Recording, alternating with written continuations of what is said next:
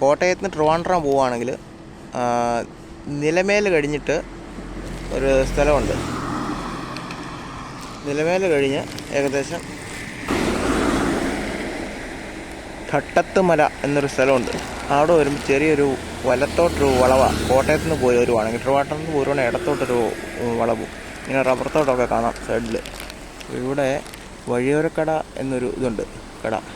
അപ്പോൾ അവിടുത്തേന്ന് പറഞ്ഞാൽ നല്ല ഫുഡാണ് കേട്ടോ. അതായത് വെളിച്ചെണ്ണയിൽ ഉണ്ടാക്കുന്ന, പക്ഷേ റേറ്റ് കൂടുതലാണ്. അത് പ്രത്യേകം ഓർക്കുക. വണ്ടി പാർക്ക് ചെയ്യാണെങ്കിൽ ഓപ്പോസിറ്റ് സൈഡിൽ സ്ഥലമുണ്ട്. വണ്ടി പാർക്ക് ചെയ്യാൻ അത്യാവശ്യം സ്ഥലം തന്നെ ഉണ്ട്.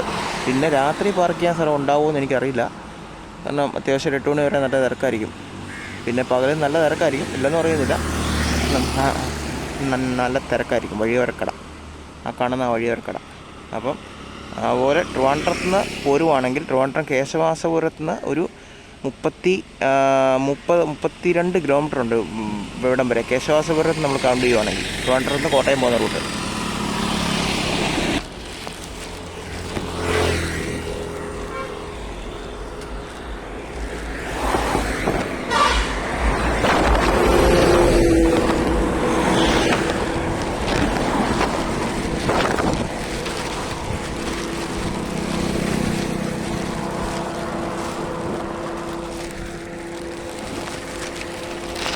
ഇപ്പോൾ ട്രിവാൻഡ്രത്ത് നിന്ന് വരുമ്പോൾ ഒരു കയറ്റം കയറി ആണ് വരുന്നത്. ചെറിയൊരു കയറ്റവും പിന്നെ ഇടത്തോട്ടൊരു വളവും. മീൻമുട്ടി വെള്ളച്ചാട്ടം എന്ന് പറഞ്ഞാൽ വലത്തോട്ട് ബോർഡൊക്കെ കാണാം ട്രിവാൻഡ്രത്ത് വരുമ്പോൾ.